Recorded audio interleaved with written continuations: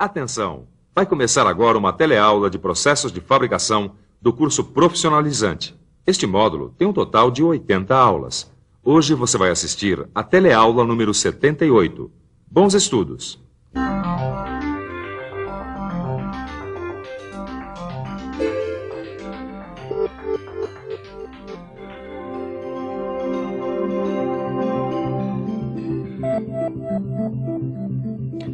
Dá uma olhada nessas peças aqui. Todas elas foram feitas com processos não convencionais de usinagem. Processos que aproveitam a capacidade que alguns materiais têm de reagir quimicamente com outros. A usinagem química e a usinagem eletroquímica, assuntos da nossa teleaula de hoje, são exemplos desses processos. Primeiro, você vai entender como acontece o processo de usinagem química e ver a crescente aplicação desse método em diversas indústrias modernas. Vai ver quais são os passos da usinagem química. Depois, vai conhecer o outro processo, o da usinagem eletroquímica. Os primeiros a utilizarem reações químicas para conformar metais foram os gravadores. Esses artistas empregavam e utilizam até hoje uma mistura de ácido nítrico e água para desoxidar e gravar metais. Essa solução recebe o nome popular de água forte e essa é a especialidade do seu Paulo aqui, que vai explicar para a gente como ela funciona. Bem, não tem segredo. Por exemplo, essa estampa em relevo. Você primeiro tem que saber quais as partes que podem aparecer e as que não devem aparecer na estampa. Como essas aqui, certo? Aí, você deve preparar a peça protegendo as partes que não podem ser corroídas. Depois você adiciona o ácido de modo a corroer somente as partes não protegidas. Daí, a outra parte, que é a figura que você quer que apareça na estampa, vai ficar em alto relevo. Puxa, realmente é um trabalho de artista. Só que, por mais bonito que possa parecer esse trabalho artesanal, na verdade, ele não atende às exigências atuais de um trabalho de usinagem industrial. Hoje em dia, é preciso obter formas, dimensões, arestas e estados de superfícies bem definidos. E isso, a usinagem química pode conseguir com a exatidão exigida. A indústria aeronáutica é uma das que mais vem se beneficiando com os procedimentos de usinagem química. O processo contribuiu para diminuir o peso das aeronaves, eliminando os materiais desnecessários das peças. Melhorou a relação resistência-peso, sem prejudicar a resistência mecânica das aeronaves. Os investimentos do setor aeronáutico ajudaram a desenvolver tecnologias para aplicar a usinagem química não apenas ao alumínio, mas também a outros metais, como o ferro, o aço, os inoxidáveis, o titânio e o tântalo. Mais recentemente, com o desenvolvimento da indústria eletrônica e da microeletrônica, a usinagem química recebeu um novo impulso. Peças precisas, delicadas, de pequenas dimensões, sem qualquer deformação do metal. Só a usinagem química atende a tantas exigências da indústria eletrônica. Os circuitos eletrônicos, por exemplo, são impressos em chapas fabricadas de resinas e revestidas com metal, geralmente cobre. Há mais ou menos 5 anos, as indústrias elétricas e de mecânica de precisão também aderiram à usinagem química. É ideal para produzir em série peças miniaturizadas, cada vez mais usadas na indústria. E muita coisa nova vem aí pela frente. Novas necessidades vão surgindo e novas tecnologias vão sendo desenvolvidas. Mas vamos agora ao princípio básico. A usinagem química consiste em submeter certas partes de uma peça metálica à ação de uma substância corrosiva. Por isso, o que nós devemos fazer para proteger as partes que nós não queremos submeter a essa substância agressiva? Vamos pensar um pouco? Vamos pensar um pouco. Bem, para proteger a parte que se deseja, vamos ter que cobrir com algum material resistente à substância corrosiva. Ou seja, temos que fazer uma máscara sobre a peça com esse material insensível, seguindo as formas e as dimensões desejadas.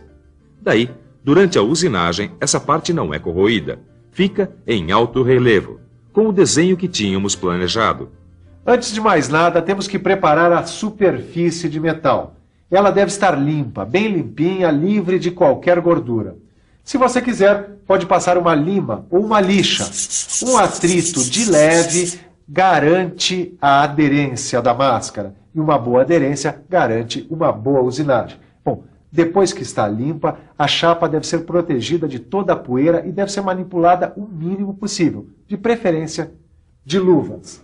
Bom, para fazer as máscaras, existem vários materiais que são utilizados, como plásticos, borrachas e resinas fotossensíveis. Eu estou usando verniz, que é o que eu tenho aqui na minha oficina. Esse é o gabarito da letra que eu quero gravar. Ele foi colocado sobre a placa e agora eu vou cobrindo com verniz. Assim, quando for para a usinagem química, a parte da letra protegida pelo verniz acabará em alto relevo. Ô Tito, eu não sabia que existiam tantos produtos que a gente pode usar para fazer uma máscara ou uma fotoferramenta. Exatamente. O importante é que resistam à substância corrosiva e que tenham uma boa aderência. Tem que resistir às vezes por muito tempo, né? Porque às vezes demora até chegar no resultado desejado. Agora, Caio, eu não entendi uma coisa. Por que as máscaras devem ter dimensões diferentes do modelo desejado? Bom, isso o Orlando já falou. A dissolução do metal nunca acontece de forma rigorosamente vertical. Um pouco da solução sempre penetra sob a máscara. Por isso, as medidas das máscaras têm uma pequena diferença em relação às cotas finais desejadas. Para fazer esse cálculo, devemos levar em consideração a espessura a dissolver, o tipo de metal e o meio corrosivo que o trabalho será feito. Aí, chegaremos a uma determinada velocidade de dissolução. Tá aqui, Tito. Tá o desenho da peça. Certo. E a fotoferramenta. Legal, aqui já tem a placa de metal devidamente limpa. Ok, agora você passa essa tinta especial aqui, que é resistente ao agente corrosivo. Pode deixar que já estou passando, ó. Pronto, Caio. Eu já posso levar para a estufa. Ok, bom. Então, enquanto o Tito vai até a estufa, eu tenho aqui uma placa prontinha que já recebeu a tinta especial. Essa placa agora vai receber a aplicação da fotoferramenta. Depois disso, a gente vai fazer a fotografia e a revelação para deixar as partes desprotegidas e prontas para o ataque químico. Essas placas vão ficar assim. Agora a gente pega a placa e passa ela pelo cloreto férrico, que é o nosso agente corrosivo. Somente a parte não protegida será dissolvida pelo agente corrosivo. Além de tintas resistentes, você pode usar também borracha para fazer as máscaras. Nesse caso, você desenha o contorno desejado na própria borracha. Depois, você recorta. Daí, você vai ficar com uma máscara como essa daqui. Agora, é só aplicá-la diretamente na peça antes da usinagem química. A camada de borracha precisa ser bem homogênea, de modo a não formar bolhas ou a reter poeira. Por isso, a limpeza é fundamental nesse processo. Para trabalhos que exigem grande exatidão, o melhor é usar resinas fotossensíveis. Elas são submetidas à radiação ultravioleta e depois reveladas. A revelação faz aparecer o desenho da peça e deixa a descoberto o metal a dissolver. Mas qual é a vantagem de usar a resina fotossensível? Bem, você pode fazer a redução fotográfica, não é? Diminuir a parte protegida do desenho em grande escala e com exatidão. E quando é usado o recorte manual ou gabarito, essa exatidão vai depender da habilidade do operador. Certo. E depois de revelada, a peça já está pronta para usinagem? Não. É recomendável deixar a peça numa estufa, aquecendo a temperatura uniforme. Pode colocar também numa câmera de radiação ultravioleta. Acontece uma espécie de recozimento, aumenta a aderência e a resistência da resina aos ácidos, o que vai melhorar a qualidade do nosso trabalho. Agora sim, a peça está pronta para a usinagem. Olha aí, mais uma boa dica para você.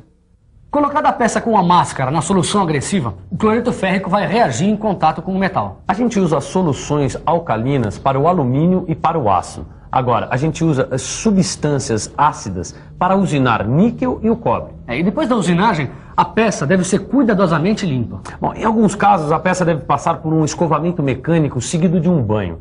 Agora, se a gente quiser trabalhar com material um pouco frágil, a gente recorre à limpeza por ultrassom. O maior inconveniente da usinagem química é que o recorte não fica rigorosamente perpendicular à superfície e que os ângulos não ficam bem reproduzidos. Muitas vezes nós temos que fazer uma, duas peças, enfim, várias tentativas até se chegar à regulagem definitiva. Mas, por outro lado, a usinagem química tem também as suas vantagens. Ela produz peças sem rebarbas, sem deformações e estruturalmente perfeitas. Se compararmos com a usinagem mecânica, a usinagem química é muito mais rápida, principalmente quando se trata de produzir peças frágeis e bastante complexas. Bom, entendido o que é a usinagem química, vamos ver agora o que é a usinagem eletroquímica, que se baseia na eletrólise. A palavra eletrólise vem da língua grega. Eletro quer dizer corrente elétrica e lise, quebra. Portanto, eletrólise significa a decomposição de uma substância por meio de corrente elétrica. A eletrólise ocorre quando uma corrente elétrica contínua é passada entre dois materiais condutores mergulhados numa solução ácida ou alcalina. Para entender melhor, vamos ver o que acontece dentro de uma célula eletrolítica. Numa solução aquosa de cloreto de sódio, os íons de sódio são positivos e os de cloro são negativos. A própria água tende a se dissociar em H+ e OH-. Quando há uma diferença de potencial entre os dois eletrodos, cria-se um campo elétrico que provoca os movimentos dos ânions negativos para o ânodo e dos cátions positivos para o cátodo. Muitas reações podem acontecer aqui dentro. Se colocarmos ferro, por exemplo.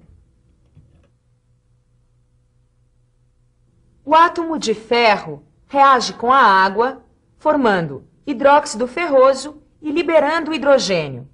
A retirada do material se dá átomo por átomo, conforme as leis de Faraday. Quanto maior a intensidade da corrente, maior a quantidade de matéria removida ou depositada. Essa quantidade é proporcional à valência à grama da substância. Por que valência?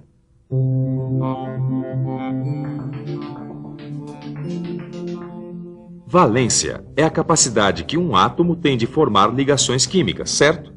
Se um elemento tem valência 2, é porque ele pode formar duas ligações. Para dissolver anodicamente um metal de valência 2, é necessário fornecer 2 elétrons por átomo a ser removido. Portanto, a quantidade de material a ser dissolvido depende muito mais da massa atômica e da valência do metal do que de outras características, além da intensidade da corrente e do tempo de exposição, é claro. Vamos ver como tudo acontece à medida que o cátodo se aproxima do ânodo numa velocidade constante. Ou seja, a distância chamada gap vai diminuindo e a eletrólise vai acontecendo. Assim, reproduz-se no ânodo a forma desejada da peça. É lógico que existem máquinas de pequeno e de grande porte, e a escolha entre uma e outra vai depender do tipo de trabalho que se quer realizar. Mas uma coisa que é preciso se preocupar é com o eletrólito. Este líquido tem que ter algumas características fundamentais. Alta condutibilidade, tem que transmitir corrente elétrica e não formar produtos insolúveis que possam prejudicar o trabalho de erosão do ânodo. Qualquer depósito pode alterar a forma da ferramenta e afetar a sua reprodução, certo? Agora é hora da nossa revisão. E atenção, se liga aí que é hora da revisão. Na teleaula de hoje, você conheceu 2 mecanismos não convencionais de usinagem, que se baseiam na ocorrência de reações químicas, usinagem química e usinagem eletroquímica. Aprendeu como se prepara a peça, a ferramenta e a máquina. Viu como se fazem máscaras do uso de tintas especiais, borrachas e resinas fotossensíveis. E aprendeu também várias dicas de como conseguir um melhor resultado. Por último, viu como acontece uma usinagem eletroquímica, a importância da valência do eletrólito e da intensidade de corrente. Bom, agora é com vocês. Bons estudos e até a próxima.